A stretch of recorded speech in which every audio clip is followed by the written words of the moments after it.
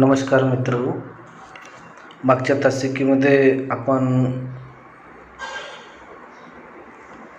नवीन प्रकरण सुरू केलं होतं. प्रकरण क्रमांक 3 आणि त्या 3ऱ्या क्रमांकातील ब हा भाग आपण पाहत होतो. मागणीची लवचिकता याचा अर्थ आपण समजून घेतला. या अर्थामध्ये आपण पाहिलं की किमतीमध्ये झालेला शेकडा बदल, त्यामुळे मागणीमध्ये झालेला शेकडा बदल हे समजून घेण्याकरिता मागणीची लवचिकता ही संकल्पना अर्थशास्त्रामध्ये अभ्यासली जाते. आणि म्हणून मागणीची लवचिकता याची आपण वेगवेगळे प्रकार आपण पाहिले. मागणीच्या लवचिकतेमध्ये उत्पन्न लवचिकता हा एक प्रकार पाहिला, छेदक लवचिकता हा दुसरा प्रकार पाहिला, किंमत लवचिकता हा तिसरा प्रकार सुद्धा आपण पाहिला. त्यानंतर किंमत लवचिकतेचे आपण काही प्रकार पाहिले, 5 प्रकारांचा विचार केला. त्यामध्ये अनंत किंवा संपूर्ण लवचिक मागणी, संपूर्ण अलवचिक मागणी, एकक लवचिक मागणी, जास्त लवचिक मागणी आणि कमी लवचिक मागणी हे जे 5ही प्रकार आहेत, त्या 5ही प्रकार आपण मागणीच्या लवचिकतेचे अभ्यासले. त्यानंतर आपल्याला मागणीच्या लवचिकता मोजण्याच्या पद्धतीचा विचार करायचा आहे, अभ्यास करायचा आहे. अर्थशास्त्रामध्ये मागणीच्या लवचिकता अभ्यासण्याकरिता मागणीच्या लवचिकतेचे मापन करण्याच्या पद्धती सांगितल्या गेलेल्या आहेत. यामध्ये पहिली पद्धती सांगितली ती म्हणजे गुणोत्तर पद्धती किंवा शेकडेवारीची पद्धती. गुणोत्तर पद्धतीच्या माध्यमातून सुद्धा मागणीची लवचिकता मोजता येते. जसं किंमत लवचिकता जी आहे, त्या किंमत लवचिकतेमध्ये संपूर्ण अलवचिक मागणी, संपूर्ण लवचिक मागणी, संपूर्ण जास्त लवचिक मागणी, कमी लवचिक मागणी, एकक लवचिक मागणी. आता हे जे प्रकार आहेत ते कसे ओळखायचे, तर त्यासाठी मागणीच्या लवचिकतेच्या मापन पद्धती अभ्यासणे आवश्यक असतं किंवा मापन पद्धतीचा विचार करण्यात येतो. तेव्हाच आपल्याला मागणीची लवचिकता एकक लवचिक मागणी आहे की जास्त लवचिक मागणी आहे की कमी लवचिक मागणी आहे याचा अंदाज येतो. अन्यथा आपल्याला त्याचा अंदाज येत नाही. आणि म्हणून मागणीची लवचिकता अभ्यासण्याकरिता काय करावं लागतं की मागणीच्या लवचिकतेच्या मापन पद्धतीचा विचार करावा लागतो. ह्या मापन पद्धती जर पाहिल्या तर आपल्याला 3 पद्धती आपल्याला मापन पद्धतीमध्ये दिसून येतात. त्यामध्ये मागणीची किंमत लवचिकता मोजण्याची पहिली मापन पद्धती दिसून येते, ती म्हणजे गुणोत्तर पद्धती किंवा शेकडा पद्धती. ही पद्धती अर्थशास्त्रामध्ये प्राध्यापक मार्शल यांनी विकसित केलेली आहे. या पद्धतीमध्ये मागणीतील शेकडा बदलाला किमतीतील शेकडा बदलाने भागाकार करून मागणीची लवचिकता मोजली जाते. शेकडेवारी पद्धतीला प्रमाणित पद्धत असेही म्हणतात. ती स्पष्ट करण्याकरिता काही सूत्र दिलं गेलेलं आहे. या सूत्राचा वापर करून गुणोत्तर पद्धतीच्या माध्यमातून किंमत लवचिकता आपल्याला मोजता येते. याचं मोजमाप करत असताना एक विशिष्ट प्रकारचं सूत्राचा आपल्याला अभ्यास करायचा किंवा पाहायचा आहे.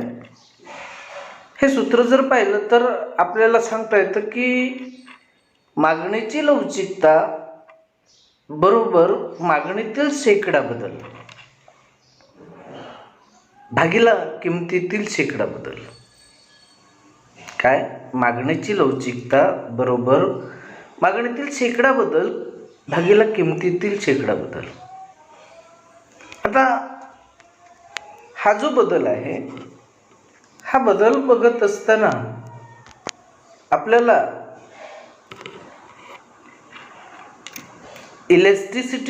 इलेस्टिसिटी ऑफ डिमांड बरोबर काय? मागणीतील शेकडा बदल भागीला किमतीतील शेकडा बदल. काय आहे? मागणीतील शेकडा बदल भागीला किमतीतील शेकडा बदल. या सूत्राच्या साहाय्याने गणितीय पद्धतीने मागणीची लवचिकता मोजता येते किंवा मोजली जाते. हे जे सूत्र आहे ते सूत्र पुन्हा पुढील प्रमाणे स्पष्ट करता येतं. जसं ED बरोबर काय? त्रिकोण Q म्हणजे मागणीतील बदल भागीला मागणी, Q डिवायडेड बाय काय? Changes Q divided by Q म्हणजे मागणीतील बदल बरोबर काय? भागीला मागणी, Q म्हणजे मागणी. ट्रायंगल Q बरोबर मागणीतील बदल आणि Q म्हणजे मूळ मागणी. म्हणजे ED is equal to triangle Q divided by Q divided by भागीला काय? Triangle P divided by P. So elasticity demand is equal to triangle Q divided by Q multiply P divided by P. हे जे सूत्र आहे ते सूत्र आपण मागणीची लवचिकता काढण्यासाठी वापरू शकतो. आता हे जे संकेतांक जर पाहिले, संकेताक्षराचा जर विचार केला तर आपल्याला असं लक्षात येतं की हे संकेताक्षर ED म्हणजे इलॅस्टिसिटी ऑफ डिमांड म्हणजे मागणीची लवचिकता ED. त्रिकोण Q म्हणजे मागणीतील बदल, काय आहे? मागणीतील बदल. आणि Q म्हणजे मूळ मागणी भागीला ट्रायंगल P दिलेला आहे तिथे, म्हणजे ट्रायंगल P त्रिकोण P बरोबर म्हणजे काय? किमतीतील बदल. आणि नुसता P दिलेला आहे, तो P म्हणजे काय? तर मूळ किंमत. जी मूळ किंमत आहे ती मूळ किंमत म्हणजे P. आता याचं संख्यात्मक विश्लेषण आपल्याला करता येतं. हे संख्यात्मक विश्लेषण जर पाहिलं तर एका रकान्यामध्ये किंमत दिलेली आहे रुपयामध्ये, दुसऱ्या रकान्यामध्ये मागणी दिलेली आहे किलोमध्ये, आणि तिसऱ्या रकान्यामध्ये आपल्याला सूत्र दिलेलं आहे. किंमत काय दिलेली आहे? 20 रुपये किंमत असताना मागणी किती दिलेली आहे? 10 किलोची दिलेली आहे. त्यानंतर 25 रुपये किंमत असताना मागणी 9 किलोची. म्हणजे या ठिकाणी मागणीचा नियम आपल्याला लक्षात घ्यायचा आहे. आणि या मागणीच्या नियमामध्ये काय सांगितलेलं आहे? जशी किंमत वाढते 20 वरून काय होतं की 25 रुपयापर्यंत किंमत वाढलेली आहे. ही 25 रुपयापर्यंत किंमत वाढल्यामुळे मागणीमध्ये 10 किलोवरून 9 किलोपर्यंत बदल झालेला आहे. आणि म्हणून मग सूत्र आपल्याला या ठिकाणी जर समजा हे जर अशा पद्धतीचं उदाहरण आपण जर पाहिलं तर या उदाहरणाच्या माध्यमातून आपल्याला हे जे आकडे आहे हे आकडे आपल्याला या सूत्रामध्ये टाकता येतात. या सूत्रांमध्ये आपण काय करू शकतो? या आकड्यांचा समावेश करू शकतो. म्हणजे ED is equal to changes Q divided by Q multiply P divided by changes P. म्हणजे मागणीची लवचिकता बरोबर मागणीतील बदल भागिला मागणी मूळ मागणी गुणिला मूळ किंमत भागिला किमतीतील बदल. आता क्यू म्हणजे क्यू एक आहे असं समजू की जो क्यू आहे हा क्यू एक आहे. क्यू बरोबर एक आहे आणि क्यू म्हणजे ट्रायंगल क्यू बरोबर एक म्हणजे नवीन व मूळ मागणीतील फरक बरोबर एक आहे दिलेला आहे. P इज इक्वल टू काय P इज इक्वल टू 20 कंसामध्ये 10 - 9 इज इक्वल टू 1. म्हणजे बदल काय आहे किती बदल काय क्यू मधला बदल काय एक आहे. क्यू मधला बदल एक आहे. म्हणजे या ठिकाणी काय नवीन मागणी आणि या नवीन मागणीतील जो काही बदल आहे हा बदल आपण काय करू शकतो की आपण या प्रकारामध्ये मोजू शकतो, गुणोत्तर पद्धतीमध्ये मोजू शकतो किंवा शेकडेवारी पद्धतीमध्ये मोजू शकतो. म्हणजे आता त्यामध्ये पी बरोबर काय केलेलं आहे एक आलेलं आहे म्हणजे पी बरोबर 20 म्हणजे त्याची जी किंमत आहे ही किंमत किती आहे प्राईस किती आहे प्राईस आहे 20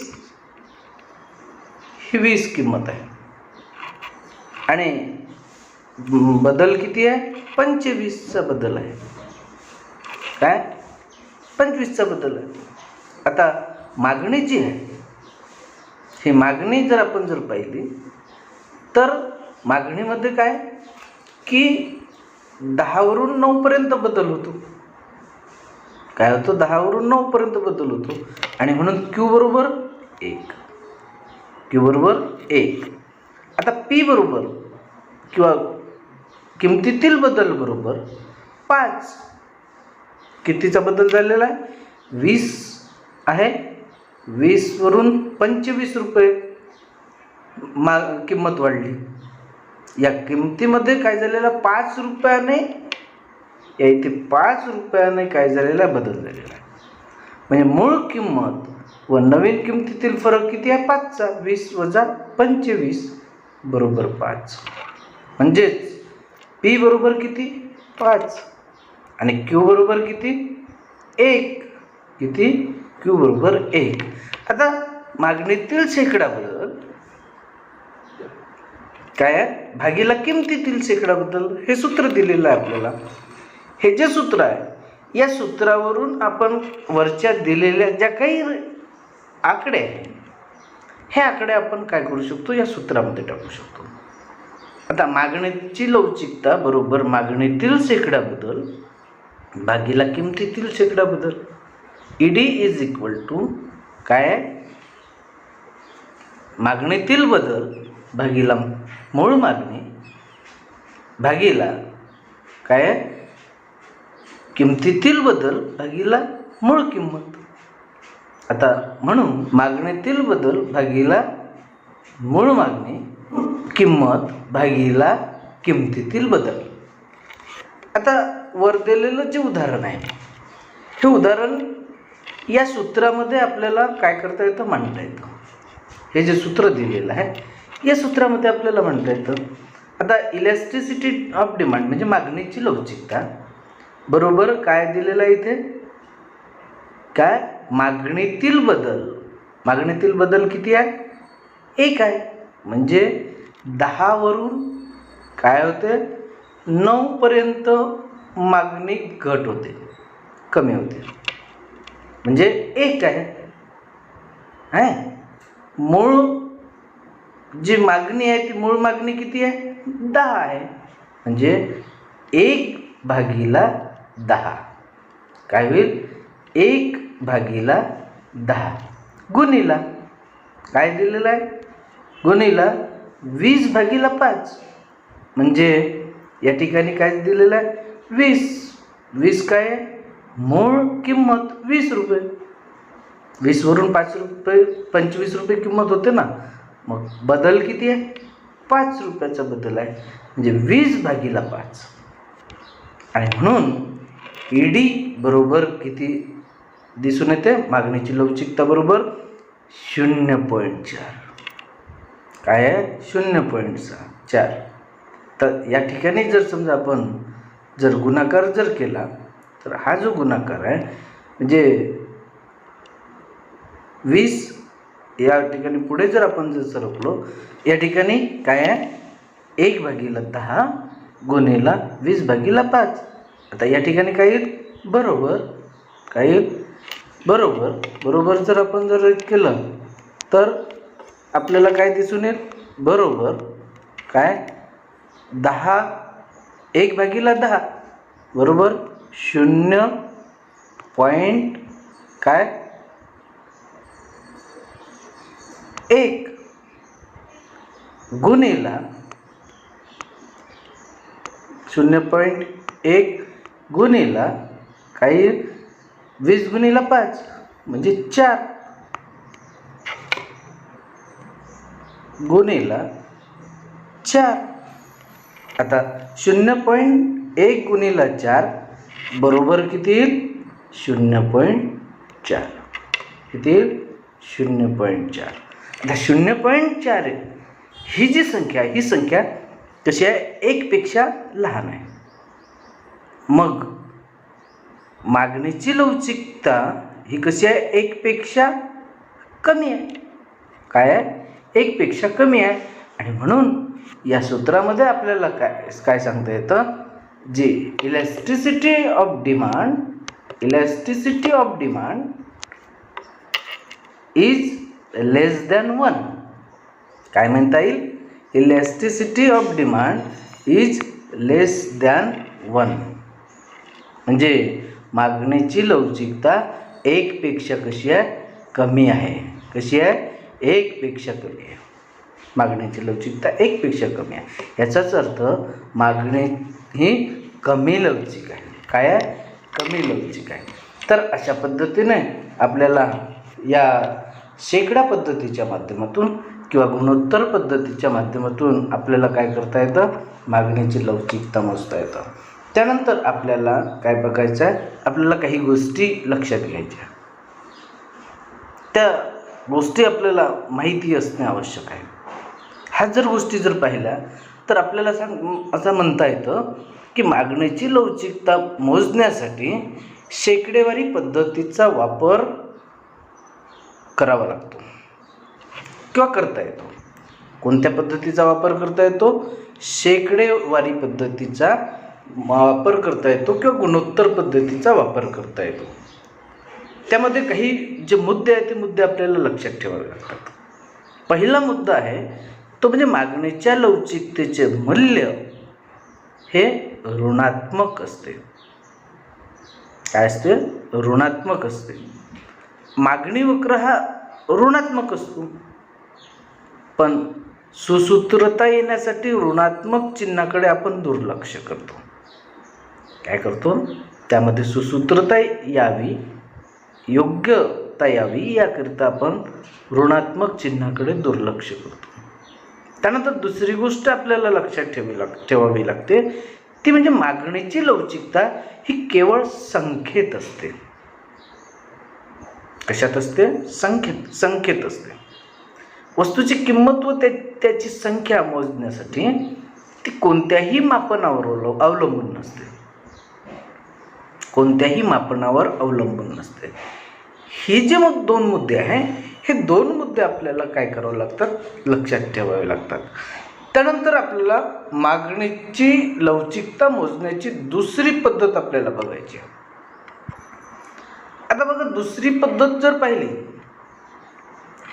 तर या दुसऱ्या पद्धतीला एकूण खर्च पद्धत म्हटलं जातं. काय म्हटलं जातं, एकूण खर्च पद्धत असं म्हटलं जातं. आता ही जी पद्धती आहे, ही पद्धती जर पाहिली तर प्राध्यापक मार्शल यांनीच विकसित केली. पहिली पद्धती सुद्धा प्राध्यापक मार्शल यांनी विकसित केली. दुसरीही पद्धती प्राध्यापक मार्शल यांनीच विकसित केलेली आहे. मूळ किमतीला वस्तूंवर येणारा खर्च व बदललेल्या किमतीला होणारा खर्च याची तुलना करून मागणीची लवचिकता मोजता येते. म्हणजे मूळ वस्तू ज्या आहेत त्या मूळ वस्तू म्हणजे मूळ किमतीला वस्तूंवर होणारा खर्च आणि किंमत बदलल्यानंतर दुसऱ्या वस्तूवर होणारा खर्च यातील जी तुलना असते ती तुलना करून मागणीची लवचिकता मोजता येते. यालाच काय म्हटलं जात असतं, एकूण खर्च पद्धत असं म्हटलं जात असतं. म्हणजेच एकूण खर्च म्हणजे किंमत व मागणी यांचा गुणाकार होय. काय, किंमत व मागणी यांचा गुणाकार आहे. म्हणजे जर समजा 20 रुपये किमतीला आपण काय 10 नगांचा म्हणजे मागणी केली, 10 नगांची मागणी केली, म्हणजे ही किंमत काय, मूळ वस्तूंवर होणारा खर्च 20 रुपये. आणि त्यानंतर जर समजा 25 रुपये किंमत बदलली, वाढली, हा काय आहे, हा जो खर्च आहे 25 रुपये किंमत झाली तर मागणी 9 किलोची होती. मग ही जी 9 बदललेली जी काही मागणी आहे, ही मागणी का बदलली, कारण खर्चामध्ये बदल झाला. म्हणजे बदललेली जी काही किंमत आहे त्या किमतीला होणारा खर्च आणि मूळ वस्तूवर होणारा खर्च म्हणजे 20 रुपये आणि 25 रुपये यांची जी तुलना आहे, ही तुलना करून मागणीची लवचिकता मोजता येते.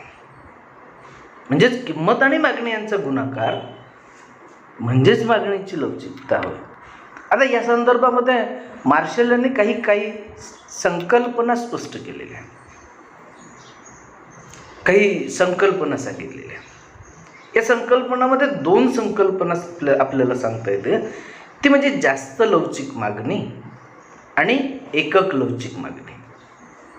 जेव्हा वस्तूच्या किमतीतील बदलामुळे एकूण खर्चात वाढ होते तेव्हा ती जास्त लवचिक मागणी असते. काय असते, जेव्हा वस्तूच्या किमतीतील बदलामुळे एकूण खर्चात वाढ होते तेव्हा ती जास्त लवचिक मागणी असते. जसं 20 रुपयावरून 25 रुपये खर्च झाला, खर्चात वाढ झाली. आता खर्चात वाढ झाल्यामुळे मग काय होतं की मागणीची लवचिकता जास्त असते. मागणीची लवचिकता जास्त म्हणजे मागणीची लवचिकता इज ग्रेटर दॅन 1. येथे मागणीची लवचिकता 1 पेक्षा जास्त असते. म्हणजे हे जे चिन्ह आहे, हे चिन्ह जे दाखवलेलं आहे, जसं हे जे चिन्ह दाखवलेलं आहे हे काय, मागणीची लवचिकता या ठिकाणी 1 पेक्षा जास्त आहे हे दाखवलेलं आहे. त्यानंतर दुसरी एक संकल्पना आपल्याला सांगता येते किंवा मार्शल यांनी सांगितली आहे, ती म्हणजे एकक लवचिक मागणी. जेव्हा किंमत कमी होते किंवा वाढते, किमतीमध्ये जर समजा वाढ किंवा घट होत असेल परंतु एकूण खर्चात जर बदल होत नसेल किंवा खर्च जर समजा स्थिर राहत असेल तर मागणीची लवचिकता सुद्धा स्थिर असते. काय असते, मागणीची लवचिकता सुद्धा स्थिर असते. म्हणजे मागणीची जी लवचिकता आहे ही मागणीची लवचिकता आपल्याला काय सारखी दाखवता येते, 1च्या बरोबर दाखवता येते, 1च्या बरोबर असते. म्हणजे खर्चामध्ये जर वाढ होत नसेल, किंमतीमध्ये बदल होतो मात्र खर्चामध्ये जर समजा वाढ होत नसेल तर त्यावेळेला काय, मागणीची लवचिकता 1च्या बरोबर असते. कशी असते, 1च्या बरोबर असते, 1 एवढी असते. येथे मागणीची लवचिकता 1 असते आणि म्हणून या मागणीच्या लवचिकतेला काय म्हटलं जातं? एकक लवचिक मागणी असं म्हटलं जातं. कोणती मागणी म्हटलं जातं? एकक लवचिक मागणी असं म्हटलं जात असतं. आता या एकक लवचिक मागणीचं सूत्र आपल्याला सांगता येतं ते म्हणजे एकूण खर्च बरोबर किंमत गुणिला मागणी. एकूण खर्च बरोबर किंमत गुणिला मागणी हे जे सूत्र आहे हे सूत्र आपल्याला म्हणता येतं एकूण खर्च पद्धतीमध्ये. आता बदलामुळे एकूण खर्चामध्ये घट होते. काय असतं? एकूण खर्चामध्ये घट होते तेव्हा कमी लवचिक मागणी असते. जर समजा एकूण खर्चामध्ये बदल होत नसेल तर स्थिर मागणी. त्यानंतर जर किमतीतील बदलामुळे जर समजा एकूण खर्चात घट होत असेल तर कमी लवचिक मागणी. मागणीची लवचिकता जर समजा कमी लवचिक जर दाखवायची जर असेल तर ईडी काय? ईडी इज लेस दॅन 1 हे दाखवता येईल. ईडी इज लेस दॅन 1 म्हणजे मागणीची लवचिकता 1 पेक्षा कमी आहे हे दाखवता येते. इथे मागणीची लवचिकता 1 आहे किंवा एकापेक्षा कमी आहे हे आपल्याला दाखवता येतं.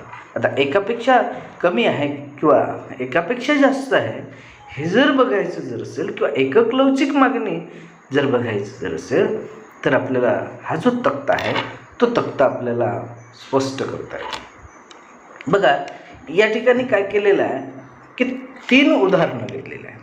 अ, आ आणि ए हे उदाहरण घेतलेलं आहे.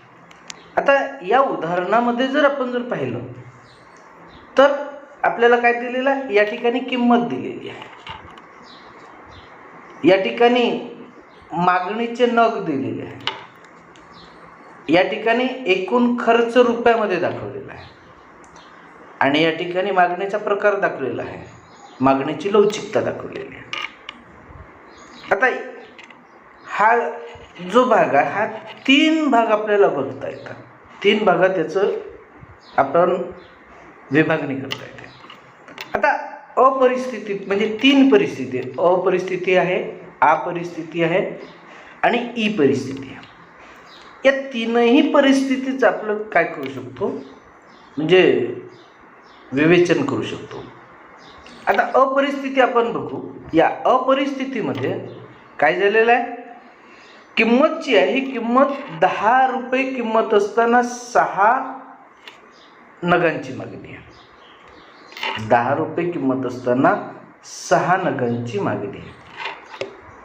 त्यानंतर खर्च किती येतो? 60 रुपये खर्च येतो. आपण खर्च पद्धती पाहतो. 10 गुणिले 6 60 गाईंसक 60.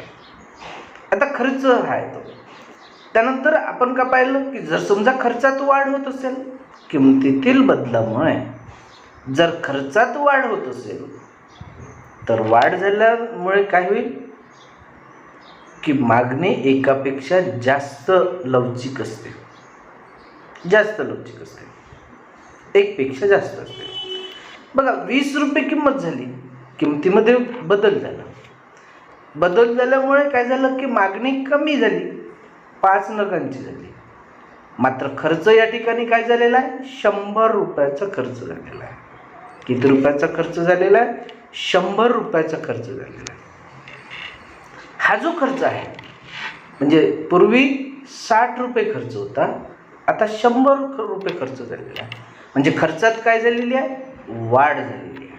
खर्च वाढला. खर्च वाढल्यामुळे काय झालेलं आहे? मागणी एकापेक्षा जास्त झालेली आहे. 1 पेक्षा जास्त. त्यानंतर पुन्हा दुसरी परिस्थिती बघू. ही परिस्थिती बघू. जर समजा वस्तूची किंमत 30 रुपये आहे. 30 रुपयाला 4 नगांची मागणी आहे. खर्च 30 चूक 120 झालं. वस्तूची किंमत वाढली आणि ही वाढल्यानंतर 40 रुपये किंमत झाली. किती झाली? 40 रुपये किंमत झाली. आता 40 रुपये किंमत झाली असताना मागणीमध्ये घट झाली, 3 किलोची मागणी केली. मात्र 4 तिरी 12 म्हणजे 40 तिरी 120. खर्च मात्र सारखाच आहे. या ठिकाणी बघा खर्चामध्ये कोणताच बदल झालेला नाही, खर्च सारखा आहे. आणि खर्चामध्ये बदल न झाल्यामुळे काय झालेलं, मागणीची लवचिकता 1 आहे. 1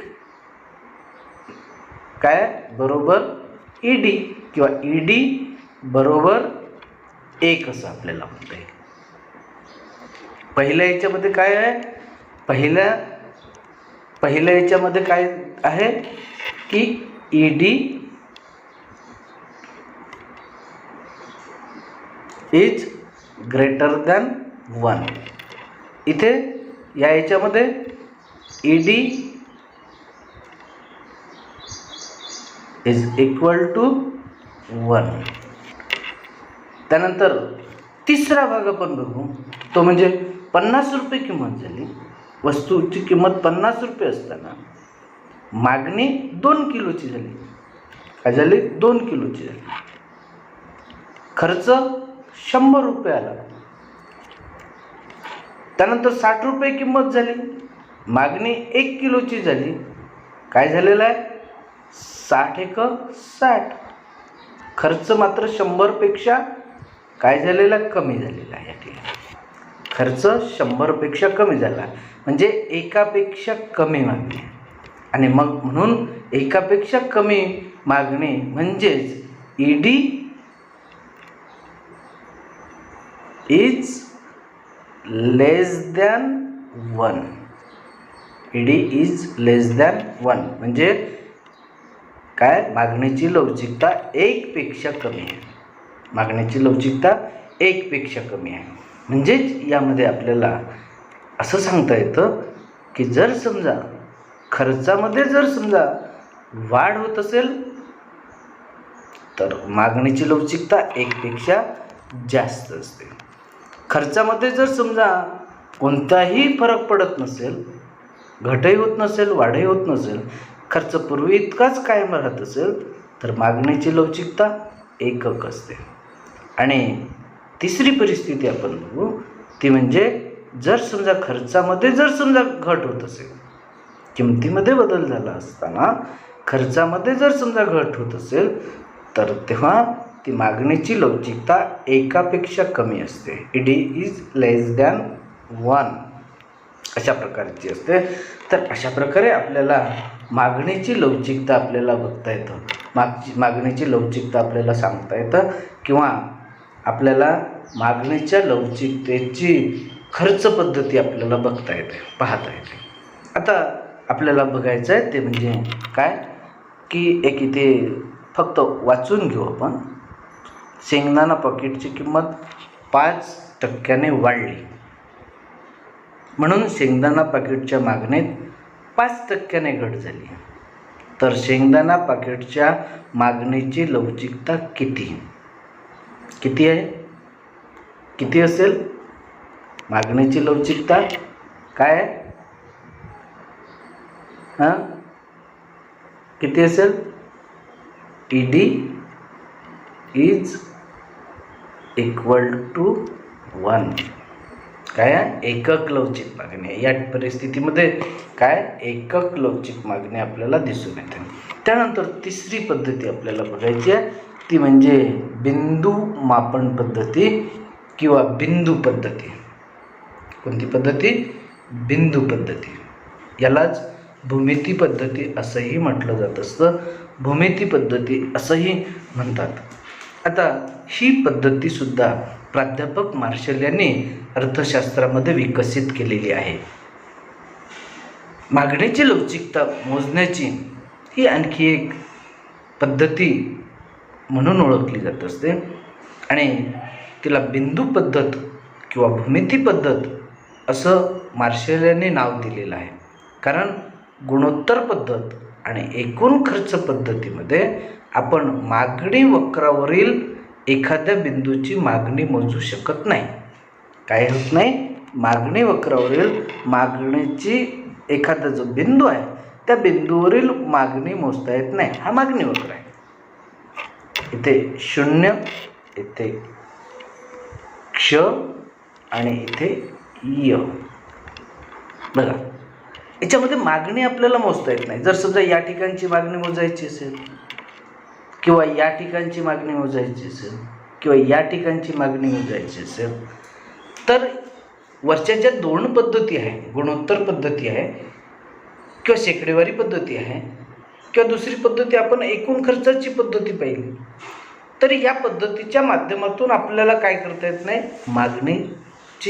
मागणीचं मोजमाप करता येत नाही.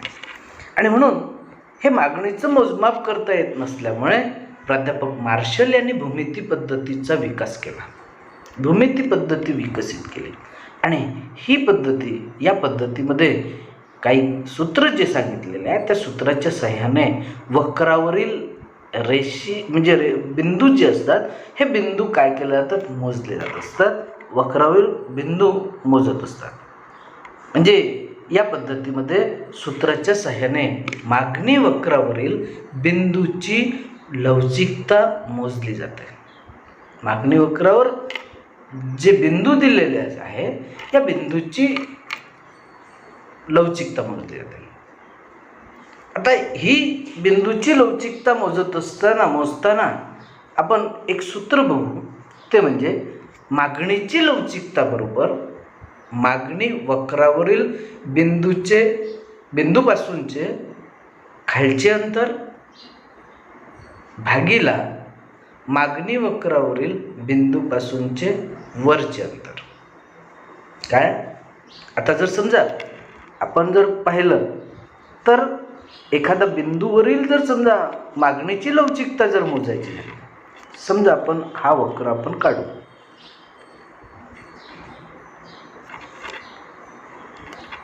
हा वक्र जर आपण जर काढला तर या वक्रावर जर समजा हा बिंदू जर घेतला, या बिंदूची मागणीची लवचिकता जर मोजायची तर ही मोजत असताना काय, खालचे अंतर स्पर्शबिंदूच्या वरील अंतर हा वक्र या ठिकाणी जर समजा निघाला, ह्या ठिकाणी आपल्याला मागणीची लवचिकता मोजायची. आता त्याच्यावरून काय होईल की आपण खालचे अंतर भागीला वरचे अंतर, काय, खालचे अंतर भागीला वरचे अंतर. जसं हे आहे, हा मागणी वक्र आहे आणि या मागणी वक्रावर जर समजा आपल्याला अशा पद्धतीने स्पर्श करून जाणारा इथे बिंदू मिळाला, तिथून हे अंतर म्हणजे या ठिकाणी खालचं अंतर काय, या ठिकाणावरून इकडचं अंतर भागीला या ठिकाणावरून वरचं अंतर, म्हणजे वरचे अंतर आणि खालचे अंतर. काय, खालच्या अंतराला वरच्या अंतराने काय दिला जात असतो, भाग दिला जात असतो आणि त्या माध्यमातून मागणीची लवचिकता मोजली जात असते. आता जर पाहिलं तर आपल्याला असं म्हणता येईल की काही बिंदूच्या माध्यमातून रेषीय मागणी वक्र काढला जातो.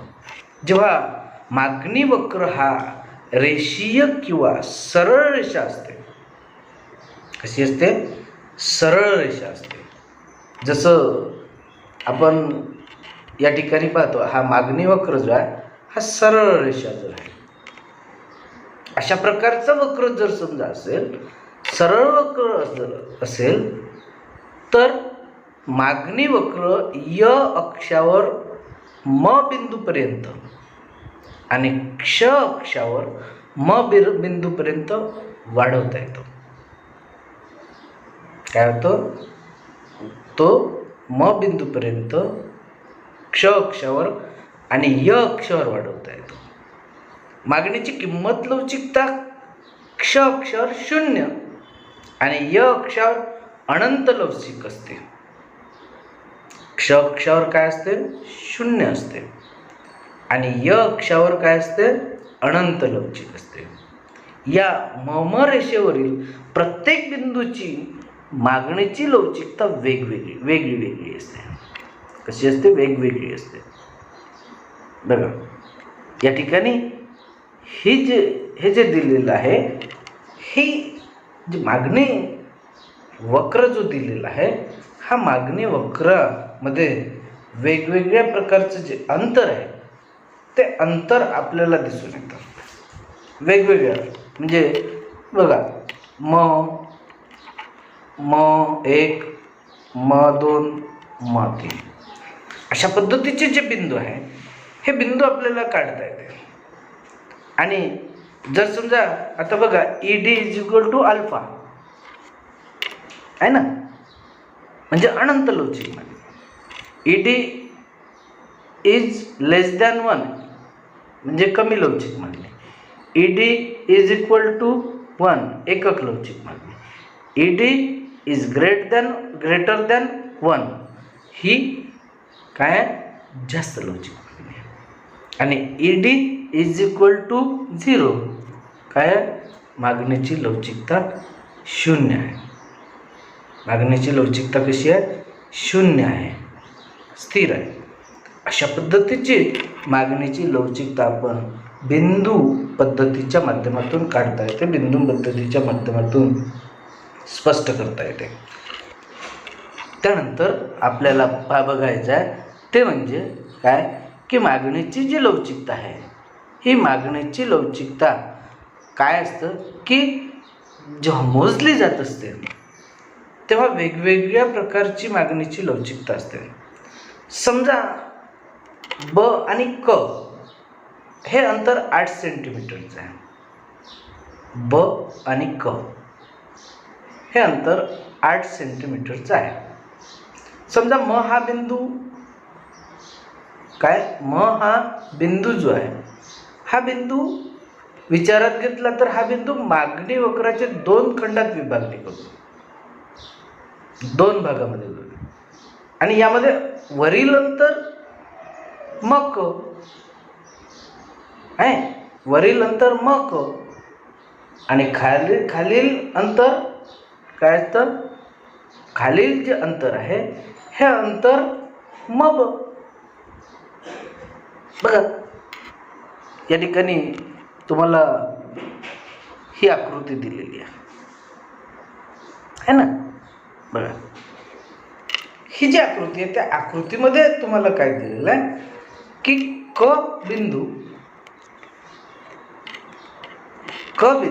आणि ब बिंदू यावर एक रेषा काढली, य अक्षावर आणि क्ष अक्षावर. यामध्ये जर समजा स बिंदू जो आहे, संतुलन बिंदू जो आहे, या संतुलन बिंदूमुळे काय झालं की खालचा भाग आणि वरचा भाग यामध्ये 2 भाग केले, 2 भागामध्ये विभागणी केली. यामध्ये वरील अंतर म क काय आहे? वरील अंतर जे आहे हे म क आहे ना, हे आहे.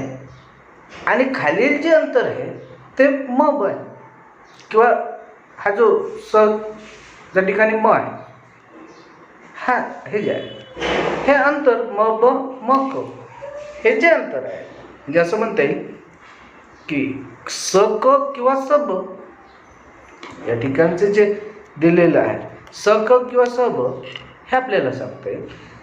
त्यानंतर आपल्याला हे जे सूत्र आहे ते सूत्र मांडत असताना काय की ED = म ब भागिले म क. ED = म ब भागिले म क, खालचं अंतर भागिले वरचं अंतर. बरोबर. समजा हे अंतर जर समजा 4 सेंटीमीटरचं आहे, हे अंतर या बिंदूपासून वरचं अंतर 4 सेमी आहे आणि हे अंतर 4 सेमी आहे. तर हे अंतर 4 सेमी असल्यामुळे काय खालचा भागातील अंतर भागिले वरच्या भागातील अंतर कसं येईल? 4/4 बरोबर 1. मागणीची लवचिकता किती येईल? 1 येईल. मागणीची लवचिकता 1 येईल. तर अशा पद्धतीने आपल्याला खालील अंतर किंवा वरील अंतराचं जे काही म्हणजे जे अंतर जेवढं येतं त्यानुसार मागणीची लवचिकता आपल्याला अभ्यासता येते. त्यानुसार मागणीची लवचिकता आपण अभ्यासू शकतो. त्यानंतर पुन्हा आपण काय करू की दुसरा एक आपल्याला सांगता येतं ते म्हणजे म हा बिंदू विचारात जर समजा घेतला, म हा बिंदू जर समजा विचारात जर घेतला तर म हा बिंदू विचारात घेतल्यानंतर आपल्याला काय म ब हे म क पेक्षा कमी अंतर जर असेल, म ब बरोबर 2 सेंटीमीटर असेल, म क बरोबर 6 सेंटीमीटर जर समजा असेल, तर आपण मागणीची लवचिकता मोजत असताना 2/6 करता येईल. आणि 2/6 म्हणजे काय? 2/6 म्हणजे 0.33. काय आहे? 0.33 येतं. बघा या ठिकाणी आपण जर पाहिलं तर म ब आणि 2/6 0.33 येतं. त्यानंतर तिसरा भाग जर आपण जर पाहिला, समजा म हा बिंदू विचारात जर घेतला तर खालील अंतर जे आहे हे म ब हे म क अंतरापेक्षा जास्त आहे. काय? म ब अंतर हे म क अंतरापेक्षा जास्त आहे. म ब 6 सेंटीमीटर आहे, म क 2 सेंटीमीटर आहे, तर 6/2 3 येईल. म्हणजे मागणीची लवचिकता कशी राहील? 1 पेक्षा जास्त राहील. जर अंतर वरील अंतरापेक्षा जास्त असेल, खालील अंतर वरील अंतरापेक्षा जास्त असेल तर म बरोबर 3 म्हणजेच मागणीची लवचिकता अधिक असते. खालील अंतर आणि वरील अंतर जर सारखं असलं तर मागणीची लवचिकता 1 असते. खालील अंतर जर समजा वरील अंतरापेक्षा जर खालील अंतर जर समजा कमी असेल तर मागणीची लवचिकता कमी असते, 1 पेक्षा कमी असते. तर अशा पद्धतीने आपल्याला बिंदूच्या माध्यमातून आपल्याला मागणीची लवचिकता स्पष्ट करता येते, मागणीची लवचिकता दाखविता येते, मागणीची लवचिकता सांगता येते. तर यामध्ये आपण काय की रेषीय मागणी वक्र आपण काय पाहिलं. त्यानंतर आपल्याला दुसरा मागणी वक्र बघायचा आहे, तो म्हणजे अरेषीय मागणी वक्र. जर समजा रेषा जर दिली नसेल आणि जर समजा एखादा जर समजा बिंदू जर दिला असेल, म्हणून ज्याला बिंदू मापन पद्धती असं म्हणतो, तर बिंदू जे असतात या बिंदूवरील जे अंतर आहे हे बिंदूवरील अंतर मोजलं जात असतं. एक सरळ रेषा बिंदूपासून क्ष अक्षावर आणि बिंदूपासून य अक्षावर सरळ बिंदूतून रेषा ओढली जात असते. दोन्ही अक्षाला स्पर्श करणारी रेषा ओढली जाते. आणि ही जी रेषा आहे या रेषेवरून जो बिंदू असतो त्या बिंदूच्या खालील अंतर भागीला बिंदूपासूनचं वरील अंतर याचा भागाकार केला जात असतो. आणि भागाकार करून मग काय केलं जात असतं, मागणी वक्रावरील काय बिंदू मापन पद्धतीने मागणीची लवचिकता अभ्यासली जात असते, मागणीची लवचिकता अभ्यासतात. आता यामध्ये जर पाहिलं तर हा जो बिंदू आहे हा अ क या किमतीला अ म एवढी मागणी आहे. मग आपल्याला बिंदू हा मिळाला. बिंदू हा मिळाल्यामुळे काय झालं की आपण य अक्षावर क्ष अक्षापर्यंत य अक्षाला स्पर्श होऊन क्ष अक्षापर्यंत आपण एक वक्र काढला, खाली नाही. हा वक्र काढल्यानंतर म्हणजे रेषा काढली आणि रेषेच्या माध्यमातून या वक्राला स्पर्श बिंदू आपण तयार केला. इथे स्पर्श बिंदू आहे. हा जो स्पर्श बिंदू आहे या स्पर्श बिंदूच्या खालील अंतर काय, स्पर्श बिंदूच्या खालील अंतर भागीला स्पर्शबिंदूच्या वरील अंतर. अशा पद्धतीने जर समजा आपण जर सूत्रामध्ये जर टाकलं तर त्यामुळे काय आपल्याला मागणीचा लवचिकता आपल्याला मोजता येते. जर संतुलन बिंदू जो आहे हा संतुलन बिंदूपासून जर संतुलन बिंदू स ब आणि स क बघा क स ब आणि स क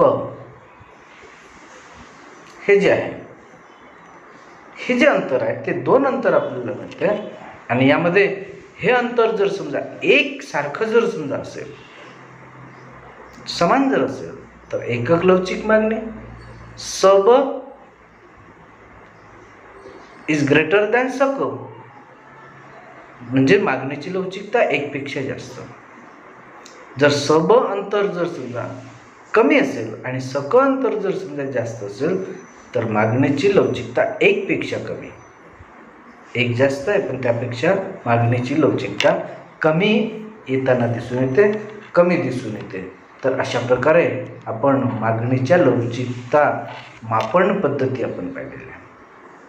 किंमत लवचिकता मागणीच्या किंमत लवचिकतेच्या मापन पद्धती पाहिल्या की या मापन पद्धतीच्या माध्यमातून आपण काय करू शकतो की मागणी वक्र जो आहे त्या मागणी वक्रावरील आपण जो बिंदू असेल किंवा अंतर असेल त्या अंतरावरून आपण मागणीची किंमत लवचिकता आपण मोजू शकतो. खालील अंतर असेल वरील अंतर असेल या भागावरून आपल्याला मागणीची लवचिकता मोजता येते. सोबतच शेकडेवारी पद्धतीच्या माध्यमातून सुद्धा मागणीची लवचिकता मोजता येते. मूळ मागणी भागीला मागणीतील बदल काय असते मूळ मागणीतील बदल भागीला मूळ मागणी त्यानंतर भागीला काय किमतीतील बदल भागीला मूळ किंमत. या सूत्राच्या माध्यमातून सुद्धा गुणोत्तर पद्धतीच्या माध्यमातून आपल्याला काय काढता येतं की मागणीची लवचिकता काढता येतं. तर अशा पद्धतीने मागणीची लवचिकता हा जो भाग आहे किंवा मागणीच्या लवचिकता मोजण्याच्या तीन पद्धती आपण पाहिल्या. एक आहे गुणोत्तर पद्धती किंवा शेकडामान पद्धती, दुसरं आहे ते म्हणजे संख्यात्मक माध्यमातून खर्च पद्धती आणि तिसरं आहे आपण पाहिलं ती म्हणजे बिंदू मापन पद्धती किंवा भूमिती पद्धती. असे तीन प्रकारच्या माध्यमातून आपल्याला मागणीची लवचिकता मोजता येते. या पिरियडला आपण या तासिकेमध्ये आपण इथेच थांबू. त्यानंतरच्या तासिकेमध्ये आपण मागणीची लवचिकता निर्धारित करणाऱ्या घटकांचा विचार करणार आहोत. बघत राहा, कंटिन्यू बघत राहा.